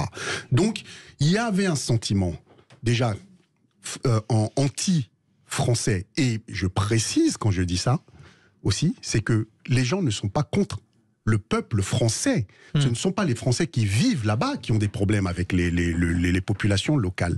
C'est le système, c'est l'État français, cet État colonial qui, soi-disant, à un moment, il y a eu la décolonisation et les indépendances de ces pays, mais qui ne sont que théoriques. Parce que les accords qui sont encore en vigueur aujourd'hui, c'est celles qui ont été signées au moment des sorties de la colonisation et qui asphyxient les peuples. Ce qui fait que ça induit les migrations. Et nous, on le vit très mal parce que lorsqu'on arrive ici et qu'on se fait traiter de la manière dont on se fait traiter parfois par certains du Front National et toute la clique, personne ne quitte son pays de gaieté de cœur. Et les Africains veulent pouvoir reprendre possession de leurs richesses. On sait que la richesse d'un pays est basée aussi sur l'or qu'il possède. L'État français et les lobbies avec qui il est peut-être en interdépendance, notamment des grands groupes. Exactement. Tout ce qu'on appelait la France-Afrique, et avec les réseaux Foccart à l'époque qui assassinaient des gens qui n'étaient pas d'accord avec la politique française et tous les dirigeants. On se souvient de Thomas Sankara qui a été assassiné, et pour les Africains, ce sont des choses qui sont fondamentales et qui les ont marqués. Mais ce qui se passe aujourd'hui, il y a ce mouvement-là où vous avez une nouvelle génération qui part de cette phrase qu'avait dit Thomas Sankara: on peut assassiner un homme, mais on ne pourra jamais assassiner ses idées. Et cette nouvelle génération, elle veut changer les choses, elle veut que les richesses du continent profitent aux populations locales pour éviter qu'elles ne meurent dans le cimetière à ciel géant qu'est la Méditerranée. Nicolas Corato, cette inversion des pôles dont nous parle Rost, qui est voulue, selon lui, par les Africains, est-ce que vous pensez qu'effectivement la France en est responsable ? Ce qu'on voit, je rejoins ce que dit Ross, c'est qu'en France, on a du mal à comprendre et à interpréter ce qui se passe sur le continent africain, parce que je pense qu'on a une lecture, y compris politicienne, du sujet, avec des visions positives ou négatives de la colonisation, de la post-colonisation. La réalité, c'est peut-être aussi que ce qui se passe aujourd'hui en Afrique, c'est l'échec d'une politique française, dont on se demande d'ailleurs à quoi elle sert vraiment, parce que si on est très scientifique, économique, ça représente, je crois, 2% des échanges commerciaux, les échanges avec l'Afrique, donc tout ça pour ça, d'une certaine manière. Pas que française, mais aussi britannique, américaine. Tant de soldats engagés, des soldats français tués, des problématiques parfois très violentes avec les populations locales, pour au final très peu de résultats, y compris au bénéfice de la France. Et puis l'autre chose, c'est aussi l'échec, il faut le dire, des élites africaines qui sont dans l'incapacité aussi de construire l'avenir de leur continent. Donc il y a une responsabilité qui est partagée. Non, là, je suis pas d'accord. Mais la France a sa responsabilité, mais manifestement, les régimes politiques en Afrique sont majoritairement corrompus, parfois avec et souvent avec l'accord, voire le soutien des puissances occidentales, dont la France, mais pas seulement. Mais manifestement, il y a une problématique aussi depuis l'indépendance, de créer des élites africaines qui gèrent le pouvoir dans l'intérêt de leur population. La question, c'est est-ce qu'on peut prendre le pouvoir sans être soutenu ? Mais on en parle au Mali, on en parle au Niger, on en parle au Tchad, on peut parler de à peu près tous les pays africains où effectivement on a un problème de mise en place de processus démocratiques. Je veux dire que la France a certainement sa part de responsabilité dans le fait que ces régimes n'aient pas pu prospérer, mais il y a aussi des élites africaines qui doivent prendre leur part. Bon, les vraies voix, ça tourne. Michael Sadoun, si on veut faire votre tour de table, on vous lance tout de suite sur votre tour de table. Aucun problème. On est d'accord ? Allez, c'est parti. Vous voulez revenir sur Je veux revenir le rebond de la croissance française pour le deuxième trimestre annoncé par l'INSEE. Michael, je vous lance. Et oui, je vais essayer de ne pas trop vous ennuyer avec ce sujet, mais il est quand même super intéressant. Il est quand même important. L'INSEE a publié les chiffres de l'économie donc pour le deuxième trimestre de cette année. Et l'Institut annonce 0,5% de croissance hors inflation, ce qui est plutôt un excellent chiffre en fait pour être un peu global sur les 20 dernières années, ça a été peu observé. Malgré tout, pour ne pas entrer trop dans les détails, on observe que cette croissance ne profite pas forcément aux consommateurs ou aux petits investisseurs. Oui, parce qu'on ne la voit pas trop en fait. Exactement. Oui. Cette croissance, elle est poussée par quoi en fait ? Parce qu'il y a des indicateurs poussés de la croissance, on ne regarde pas qu'un taux de croissance quand on est économiste, qui permettent de comprendre d'où vient la croissance. En l'occurrence, elle vient d'une augmentation des exportations et notamment de certains moyens de transport, de paquebots, d'avions, etc. Donc ça n'est pas une croissance qui est de nature à retomber sur le consommateur immédiatement. D'ailleurs, la consommation des ménages recule, ce qui est le signe normalement précurseur d'une crise économique. C'est les seules fois où la consommation intérieure des ménages a reculé, c'était en 2009, après la crise financière. Les subprimes de 2008. Ouais. Et au moment du Covid. Donc c'est un indicateur qui est très négatif. L'investissement immobilier recule sous l'effet de la hausse des taux d'intérêt. Donc on est dans une situation économique où les dirigeants, ils ont raison, ils font leur communication, il y a une part de prophétie autoréalisatrice en économie, mais Bruno Le Maire se félicite de ces chiffres de croissance. Et de l'autre côté, il y a fort à craindre qu'une crise sociale en fait arrive en France, parce qu'on est dans un contexte de remontée des taux, d'une croissance qui, on l'a dit, ne retombe pas et ne donne pas ses fruits en fait aux consommateurs, et d'un gouvernement qui va par-dessus le marché faire des économies budgétaires et même augmenter les taxes. Donc moi je pense que c'est un climat qu'il faut vraiment surveiller de très près. L'hiver arrive et tout va être gelé. Et je suis pas sûr que d'ici l'hiver, il n'y ait pas un gros mouvement de révolte sociale en France. C'est quelque chose qui est vraiment à surveiller. Voilà. Eh bien, merci. Vous voyez que c'était intéressant. Merci, pourquoi vous dites J'ai essayé de faire en sorte. C'est passionnant. Allez, dans quelques instants, pardonnez-moi.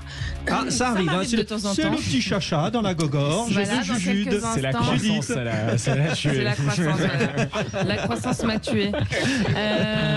Vous vouliez évoquer quelque chose, Oui, Judith. voilà. Dans quelques instants, c'est le coup de projecteur des vraies voix. Le sujet du jour, qui est la question évidemment qu'on vous pose sur Twitter. Emmanuel Macron défend l'enracinement et l'université de la France pour notre culture. Qu'est-ce que c'est pour vous ? Elle est singulière, cette culture ? Elle est plurielle ou les deux à la fois ? Alors pour vous, chers auditeurs, elle est singulière à 75% pour l'instant. Oui. Et puis les deux à la fois, ça passe après, mais c'est juste à 19%. Vous êtes, Et 5% pour voilà, pluriel. vous alors. avez bien calculé, c'est bien. Ouais, j'avais vu. Mais je peux Allez, calculer aussi. Continuez à voter, on va voir si ça bouge, ces chiffres. Et puis vous nous appelez aussi au 0826 300 300 pour réagir sur ce que vous entendez à l'antenne, parce que Sud Radio, c'est votre radio. 8 x 7, 8 x 7, 56. Restez à l'écoute. Sud Radio, c'est bien plus qu'une station de radio, c'est votre complice au quotidien. Puis d'ailleurs, si vous avez des questions et si vous voulez partager avec nous, le standard, c'est le 0826 300 300 à 18h30 sur Sud Radio. C'est le coup de projecteur des vraies voix, avec nos vraies voix qui sont toujours là. Rust, qui est artiste, réalisateur et fondateur de Banlieue Active. Nicolas Carato, président du think tank Place de la République. Et Michael Sadoun, chroniqueur et consultant. Et c'est parti pour le coup de projecteur des vraies voix. Les vraies voix Sud Radio, le coup de projecteur des vraies voix. L'interview est arrivée au moment où on ne s'y attendait plus. Emmanuel Macron s'est enfin livré sur les émeutes, la crise qu'il qualifie de civilisation, l'immigration, l'autorité. Une interview de presse écrite dans le Figaro qu'il a accordée lors de son voyage en Océanie, livrée uniquement maintenant, donc forcément à la demande du chef d'État. Une fois l'émotion passée, ajoute-t-il. On a compris.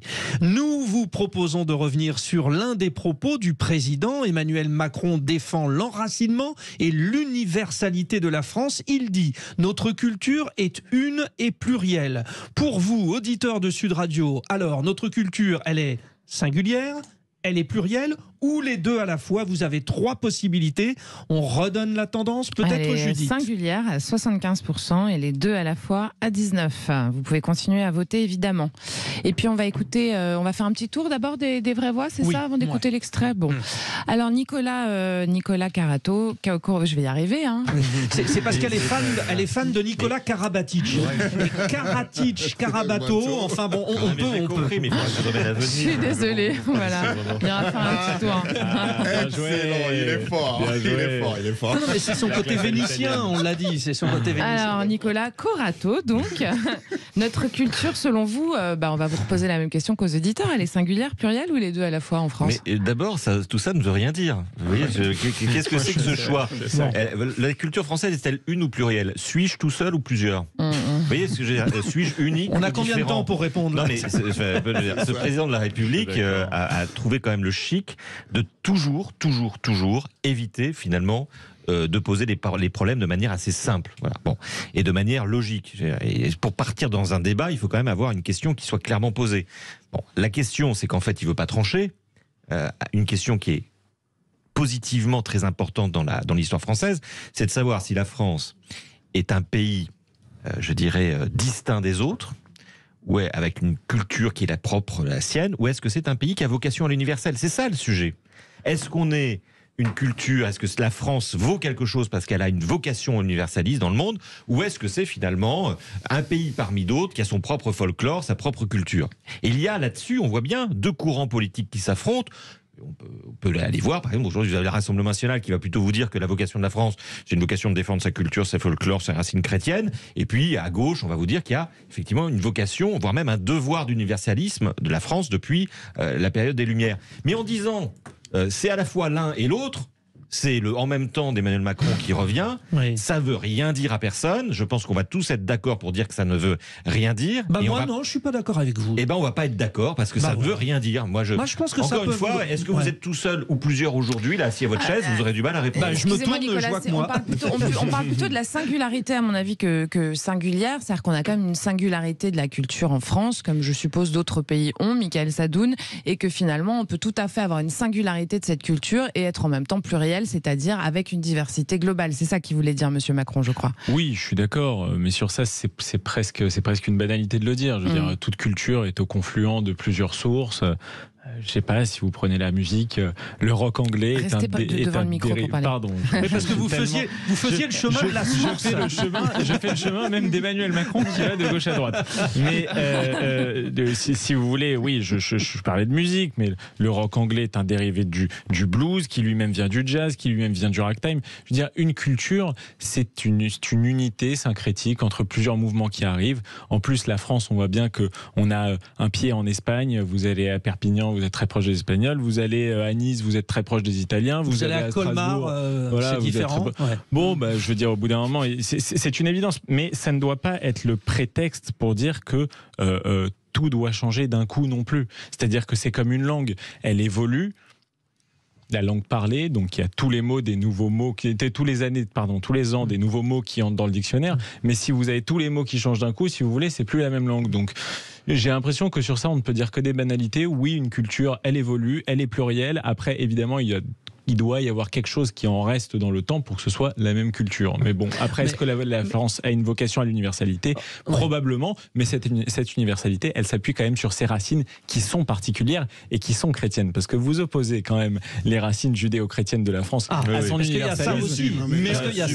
Mais en réalité, elles sont totalement compatibles et les Lumières sont un dérivé du judéo-christianisme, mais totalement. Mais Rost, alors, bon, on a bien entendu que les deux premières vraies voix ne cautionnaient pas cette phrase du président de la République. Est-ce qu'elle n'aide pas quand même, Rost, cette phrase, à mettre le débat sur la table, sur quelle société nous voulons faire quand même? Mais je pense que c'est une réponse qu'il fait à certains qui ont des discours justement sectaires là-dessus. Ils oublient que la France a une histoire, la France a un parcours. Moi, je fais partie de ceux qui disent, voilà, la France, elle est judéo-chrétienne. Bon, moi, ça me pose aucun problème. Maintenant, il y a d'autres populations qui sont arrivées, qui ont construit aussi ce pays, qui ont contribué à l'économie, à la culture et à l'élévation de ce pays, et donc qu'il faut prendre en considération.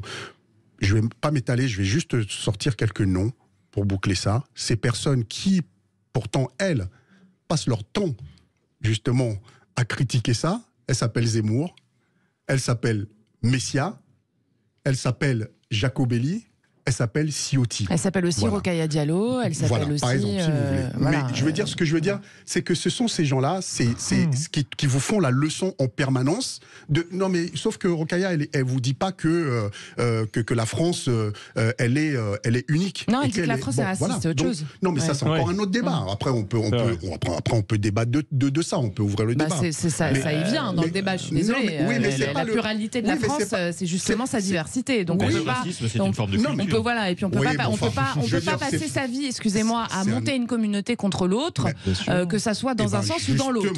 Voilà, que ça soit les blancs ou les noirs, on peut le dire comme ça aussi. En l'occurrence, mais c'est pour ça que je vous dis que c'est un autre débat. Parce que là, vous rentrez sur la question de la couleur ou quoi. Moi, on vous parle de la culture et d'un pays. Et est-ce que on est une société plurielle ou est-ce qu'on est une société justement unique? On est une société plurielle, qu'on le veuille ou non, qu'ils le veuillent ou non. Et je parle de ces gens-là parce que ce sont eux qui passent leur temps à parler justement de ce côté unique de la France. Mais est-ce qu'on a quand même une singularité en France? La question, elle est aussi, est-ce qu'on a une singularité en France? On peut prendre les textes fondateurs, de revenir à la Déclaration des droits de l'homme et du citoyen de 1789. C'est bien la Déclaration des droits de l'homme et du citoyen. C'est pas la Déclaration des droits des Français. C'est la Déclaration des droits de l'homme avec un grand H, c'est-à-dire une vocation universelle. C'est pas l'idée de dire il y a les Français qui ont des droits et puis les autres qui en ont d'autres. Non, l'homme, il naît libre et égal en droit, ou d'où qu'il naisse, d'où qu'il vienne et où qu'il aille. Exactement. C'est ça la culture française. Et c'est pour ça que moi, je l'oppose à la culture judéo-chrétienne qui ne fonctionne pas du tout la même chose. C'est dans le texte. Et tout comme je considère qu'avant la culture judéo-chrétienne, il y a aussi la culture gréco-romaine qui est peut-être beaucoup plus impactante sur l'époque et notre manière de penser le monde que la pensée judéo-chrétienne. On peut en discuter pendant 4 heures. Mais notre fondation républicaine, parce qu'il y a un moment quand même, il faut partir des bases, des textes qui fondent ce fameux vivre ensemble dont nous parlons aujourd'hui. Ces textes-là ne font pas de différence entre les hommes selon leur évolution et leur culture propre. Vous nous appelez au 0826 300 300. Pour l'instant, dans la petite consultation, vous dites la France est singulière à 75%, pluriel à 5%, les deux à la fois 19%. En toile de fond, la question de l'immigration, évidemment, sur laquelle Emmanuel Macron avait donné des objectifs pour le débat parlementaire de la rentrée. La semaine passée, lors de son interview télévisée, on écoute. Et moi j'ai bon espoir que les oppositions républicaines qui veulent que le pays soit mieux protégé dans ses frontières et moins d'immigration clandestine, raccompagnent mieux vers leur pays d'origine ceux qui n'ont rien à faire chez nous et qui en particulier troublent l'ordre public ou sont dangereux, et intègrent mieux ceux qui sont là et aident la nation à réussir, et bien qu'en bonne foi, ils nous aident à bâtir un texte. Bon, là, il dit, le président de la République, nous serons forcément pluriels puisque nous allons accueillir, mais nous serons puisqu'il faudra que si on vous accueille, vous acceptiez d'une certaine manière notre société. Mickaël Sadoun. Mais encore une fois, ça me paraît être une évidence. Rose disait tout à l'heure que la France était plurielle. Évidemment, il y a des gens qui viennent de partout dans le monde, mais il faut que Rost, comme moi, alors moi qui vient d'Algérie et du Maroc, et Rost qui a des origines au Togo, nous trouvions ensemble dans ce pays quelque chose en commun pour échanger. Et nous avons des choses en commun pour échanger. Nicolas qui a des origines italiennes aussi. Cette chose en commun, ça s'appelle la France, la République. Et je pense que même dans la culture, nous allons accepter tous les deux que les gens qui sont peut-être là depuis 100 ans, 200 ans ou plus donnent non pas l'unique curseur, parce que nous avons notre part à apporter à la culture commune de ce pays, mais donnent un certain curseur de ce qui pourrait être, disons, la norme culturelle publique. Voilà. Alors évidemment, un pays doit s'enrichir de sa diversité, mais il ne doit pas non plus oublier son histoire, oublier ses racines dans cette diversité. Il faut qu'il y ait une continuité harmonieuse qui se trace et qui s'enrichisse aussi avec la diversité. Mais au bout d'un moment, il faut qu'il y ait une continuité aussi, parce que sinon il y a un sentiment de rupture, des gens qui sont certainement nostalgiques d'une France qui était plus capable de centraliser, d'harmoniser, d'unifier avec une culture unique et avec un système politique unique, et ça peut créer des réactions de rejet qui pour le coup sont néfastes, oui. Rost, est-ce que sur la question de l'immigration, il n'y a pas aussi un problème de la manière dont on accueille les gens? Est-ce que finalement, parce qu'on dit souvent que les gens qui viennent font pas d'efforts pour parler français, ils font pas d'efforts en général pour s'adapter, etc., mais personne ne leur apprend. Il y a finalement assez peu de formation d'information et de formation d'accueil en fait mise en place pour les gens qui débarquent dans ce pays, pour leur apprendre les essentiels justement de la citoyenneté et de la République, et aussi les essentiels de la langue. Mais lorsque vous instruisez les gens, ça veut dire que vous leur donnez la possibilité de revendiquer leur existence dans la société et avec tout ce qui va avec.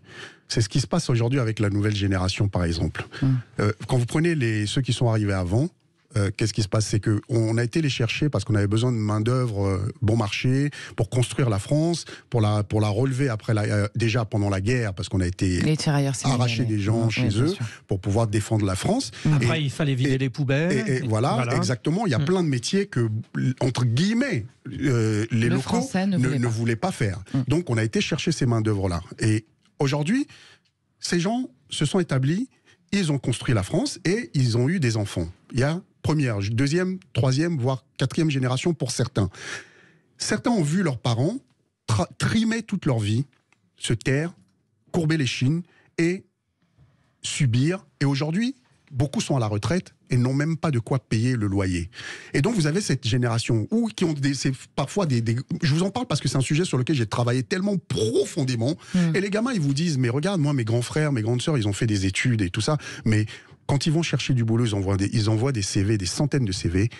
Ils n'ont même pas de réponse parce qu'ils s'appellent Mohamed, parce qu'ils s'appellent Rachid, parce qu'ils s'appellent Mamadou, et qui viennent de tel quartier, par exemple, l'adresse et tout ça. Sauf que certains Rachid, certains Mamadou ont réussi, et on peut donner plein d'exemples autour de nous aussi. Oui, donc il y a possibilité. Oui, oui, mais parce que beaucoup se sont pris en main aussi. Vous regardez dans les quartiers, c'est là où il y a le plus de création d'entreprises. Voilà, les gens qui réussissent en général se prennent en main. Exactement, justement. Donc il faut se prendre en main. Il faut se prendre en main. Prends tout en main. Non, mais c'est important de se prendre en main. Mais en même temps, la République est là pour garantir aussi justement l'équité.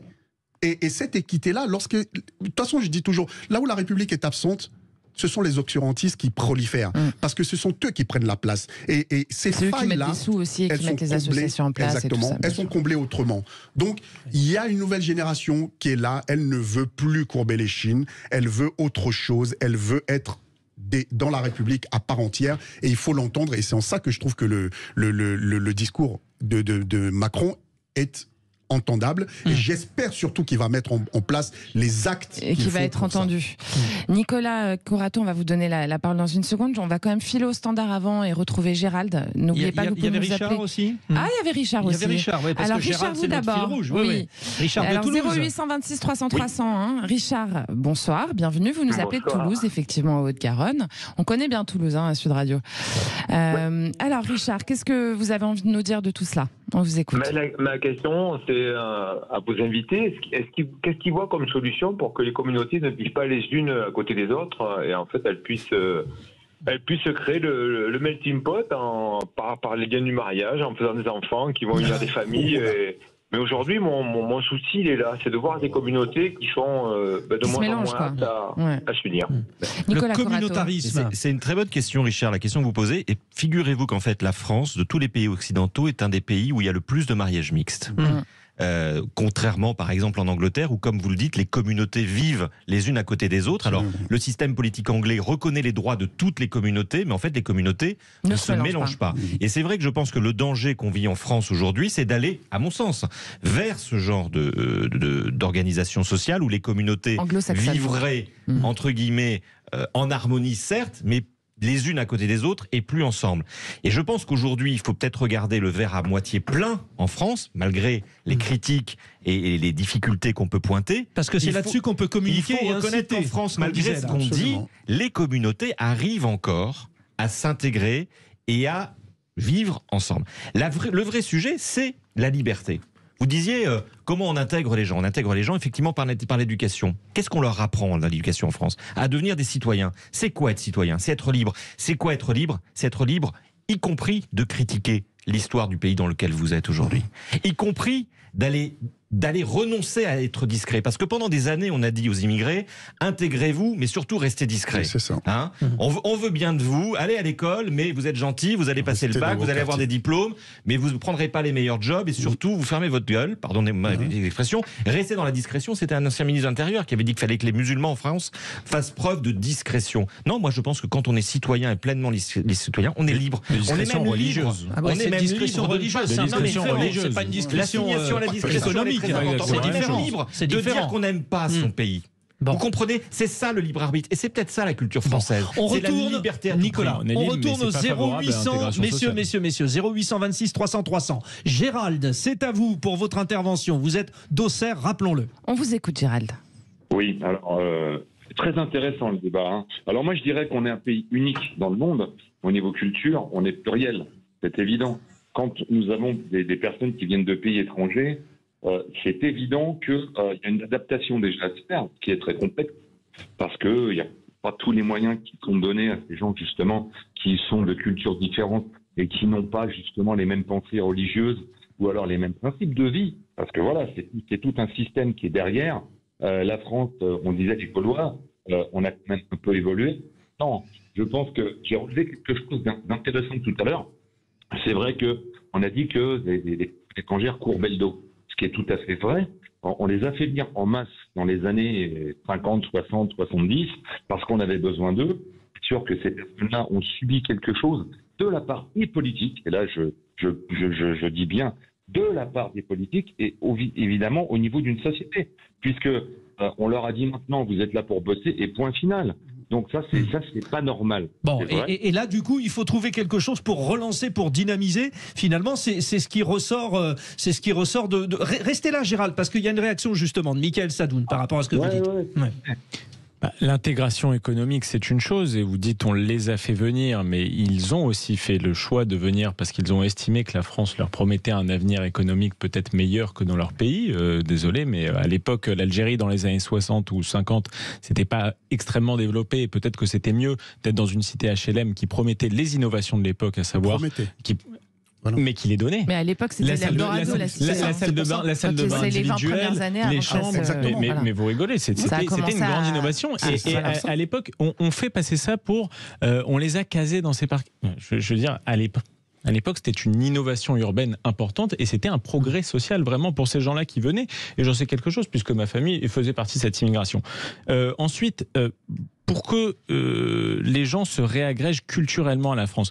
Moi, pourquoi je vois des communautés religieuses, ethniques, parfois même sexuelles, qui se distinguent et qui se différencient et qui même s'affrontent de plus en plus en France, c'est parce que je pense que tous les individus ont un besoin de se fondre dans un collectif, que la France elle-même s'est disloquée, je pense, sous l'effet d'un certain discours, parfois culpabilisateur, parfois simplement sous l'effet de l'individualisme roi, du règne de l'argent, etc. Mais je pense que la France elle-même s'est disloquée, n'a plus donné quelque chose à aimer en commun à tous les gens de ce pays, et que les gens naturellement se sont rabattus sur leur religion qui leur proposait une autorité, une communauté, des valeurs spirituelles, morales qui sortaient un petit peu de cette société de consommation et de l'individualisme. Bon, voilà, Gérald, je vous ai coupé la parole, mais en 10 secondes, on a 10 secondes, Gérald, un sentiment que vous nous livrez depuis Auxerre, au 0826 300 300. Allez, mon sentiment, le vivre ensemble, ce serait tellement beau, hein, le vivre ensemble sur tous les niveaux. Ça, ce serait merveilleux. Maintenant, c'est ce que je souhaite. Maintenant, ce que dit Emmanuel Macron, effectivement, faut l'adapter. Ce qui sera peut-être fait ou pas fait. Mais en tout cas, moi, ce que je souhaite, c'est que toutes les communautés puissent se dire on s'aime. Et ça, ce serait beau. Voilà. Aimons-nous, on peut pas faire mieux. On peut pas faire mieux comme conclusion. Parlons vrai sur Sud Radio aussi. Vous restez avec nous, chers auditeurs, parce que pour le coup, c'est le vrai bonheur de Frédéric Brandel. Oui, on va parler avec Roche, parce que justement, ce monsieur, il mène des actions exceptionnelles, et vous allez voir, on va en parler avec lui. Michael Sadoun et Nicolas Corato, vous restez avec nous aussi. Et puis vous, auditeurs, vous pouvez toujours réagir au 0826 300 300, évidemment. À tout de suite. Frédéric Brandel, Judith Belair. Allez, je la refais encore parce que plus que 2 jours. Oui, allez, va chercher bonheur. Le bonheur avec Ross, Nicolas Corato et Michael Sadoun. Allez, c'est parti. C'est subjectif, la comédie, Murray. Imaginons un instant que vous soyez un homme malhonnête. Imaginons. Dans certaines circonstances, un producteur pourrait gagner plus d'argent avec un four qu'avec un succès. C'est décidé, je vais devenir pro. Et je crois avoir trouvé, alors qu'il est, le secret de mon bonheur. Une vie tranquille et retirée du monde à la campagne, puis le repos, la nature, les livres, la musique. Votre rendez-vous de 18h50 consacré à ces moments privilégiés de l'été, je vais la faire en entier comme ça, non, je vais parler normalement. Voici les actualités heureuses de ce début d'août avec un extrait du documentaire qui vous est consacré, Rost. Une rencontre avec une collégienne dans le cadre de vos actions avec Banlieue Active. On écoute.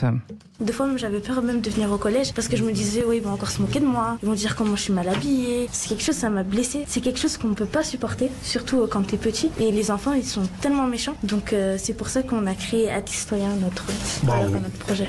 Bravo, moi, c'est avec grand plaisir que je vais porter votre bracelet, avec grand plaisir. C'est une scène très touchante où Rost, effectivement, vous prenez le bracelet de cette association, de cette petite fille. Rost, vous êtes le fondateur de Banlieue Active, une association créée lors de la révolte des banlieues en 2005. L'association accompagne les jeunes et plus particulièrement ceux des quartiers populaires à mieux s'insérer dans notre société, à mieux vivre leur citoyenneté. Vous préparez la rentrée, Rost. Votre action s'étend aussi dans les écoles à travers la culture. Oui, parce qu'on on essaye d'intervenir auprès des jeunes, parce que je pense que c'est là où ça se passe quand ils sont à l'école. Il faut aller à leur rencontre, leur donner l'amour de leur pays, parce que ce sont des Français à part entière et non pas des Français entièrement à part. Donc, il faut leur donner cet amour-là, la revendication de leur francité, mais au-delà de ça, ça veut dire que ce sont des valeurs. Ça veut dire qu'on porte le fait que on a un regard à 360 degrés sur notre société et il faut vivre en harmonie avec les règles qui font qu'on peut vivre les uns avec les autres. Et que la question de la religion, par exemple, qui doit être de l'ordre du privé, ne doit en aucun cas interférer sur tout ça. Donc, on essaye de faire tout un travail auprès des jeunes, mais les mettre en confiance aussi, parce que quand ils vivent dans ces quartiers, ils ont l'impression qu'ils sont rien. Alors, ce qui est très touchant, c'est quand on vous voit dans ce documentaire arriver dans une classe et tous les élèves se mettent debout et vous leur dites, vous voyez, ils sont bien élevés, ces jeunes. Non, mais ce qui est extraordinaire, c'est qu'à chaque fois que je vais dans la plupart des écoles, ça se passe comme ça.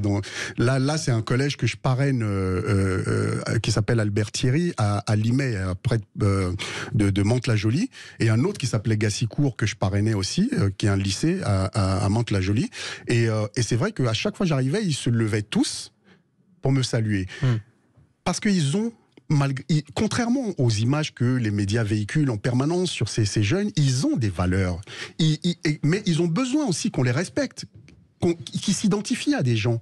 Et ce travail-là, il faut aussi le saluer. Et il n'y avait rien qui était préparé. Comme vous avez vu, c'était spontané, on est arrivé. Ouais. Et moi, à chaque fois, ça se passe de cette manière-là.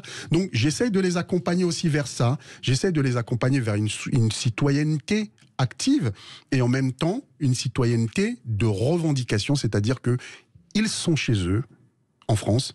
Ils ne sont pas du Mali. Ils ne sont pas du Sénégal, ils ne sont pas du Maroc, ils ne sont pas d'Algérie. Ils sont nés sur le sol français, ce sont des Français. Et donc, ils doivent agir en conséquence. C'est comme une mère. Lorsqu'on aime sa mère, on fait tout dans le bon sens. Vous prenez une copropriété, vous prenez un immeuble d'habitation à location, en général, la copropriété est mieux tenue et beaucoup plus propre que là où il n'y a que de la location. Pourquoi ? Parce que c'est notre bien commun. Et ce bien commun, c'est la France, et on doit le préserver, et nous, on essaye de transmettre ça à nos jeunes. Nicolas Corato, si on écoute Rost, finalement, pour que ces jeunes changent et évoluent et comprennent l'importance de leur citoyenneté, il faut aussi que notre regard sur eux change. Ah oui, je pense que une des choses qu'on peut noter aujourd'hui, c'est à quel point la France se fracture, non pas simplement par rapport à une vie sociale, mais par rapport à des représentations. C'est-à-dire que aujourd'hui, quel est le lien commun, par exemple, entre une personne qui habite à Paris intramuros et une personne qui habite à Romorantin ? Est-ce qu'il n'y a pas plus de lien commun entre un Parisien et un Londonien qu'entre un Parisien et un Vendômois ? C'est une question. Ou un habitant d'Arnac-la-Poste, ou un habitant d'Arnac-la-Poste, ou un habitant de Mantes-la-Jolie. Vous voulez montrer votre géographie. On a tous des représentations de la vie à Paris, de la vie dans les territoires ruraux, de la vie dans les cités de banlieue, qui sont des représentations qui nous sont un peu imposées, ou qu'on s'impose à nous-mêmes. Mais on n'a plus l'occasion dans notre vie sociale, dans notre vie professionnelle, dans notre vie citoyenne, de rencontrer nos semblables, des semblables qui sont effectivement des citoyens français. Mickaël Sadoun, une question peut-être sur cette action menée donc par Banlieue Active de Rost. Question à Rost. Ah bah moi je trouve que ça a l'air. J'aurais pas de questions à poser. J'ai juste envie de rebondir dessus. Je trouve que ça a l'air super et je suis assez d'accord avec ce que propose Rost à ces jeunes des quartiers, évidemment, qui sont français à part entière et qu'il faut leur faire aimer la France. Il faut aussi que la France sache se faire aimer. C'est ce que je disais tout à l'heure. Il faut proposer une perspective de vie qui sorte un petit peu des codes de l'américanisation, de l'argent. On doit dire à ces jeunes, c'est pas grave si tu ne deviens pas milliardaire. C'est pas grave si tu ne vas pas gagner 100 ou 200 euros par jour et que tu sois obligé de devenir chouf pour accepter ces codes de la société. Donc je pense que ça doit passer par ça, et puis aussi certainement par une meilleure solidarité des classes les plus aisées qui aujourd'hui, c'est vrai, avec la mondialisation, se sentent plus en solidarité vis-à-vis des riches de l'autre bout du monde que des gens qui habitent le quartier d'à côté et qui sont dans une situation un peu plus miséreuse. Mickaël, pour se dire au revoir, merci encore à vous trois. Vous avez été aidé lorsque vous étiez jeune, Rost, par un certain Mouloud. 7 ans après, il a disparu, il avait tout perdu et il est décédé en tant qu'SDF, et vous lui avez écrit cette chanson. Un mec dévoué au service des déshérités, mais j'avais pas idée de ce que la vie pouvait lui réserver. Mouloud, un mec au grand cœur, pour lui envers la vie je garde une grande rancœur. Je narre en effet c'est fait comme des faits divers. Merci, chère vraie voix. Merci, Rost, artiste, réalisateur et fondateur de Banlieue Active. Bravo pour ce que vous faites. Merci beaucoup. Merci, Nicolas Courato, président du think tank Place de la République. Bah, bravo aussi. Hein. Et puis, Mickaël Sadoun, revenez encore plus incisif bientôt, on l'espère. On a passé un super mois avec vous. Et consultant. C'est gentil. Et puis, vous, auditeurs de Sud Radio, vous restez avec nous parce que juste après, c'est les vraies voix qui font rouler la France. On parle voiture électrique, voiture hybride, pollution, ZFE, tout le tout team. Restez là, on vous attend. On est là, nous on bouge pas. À tout de suite.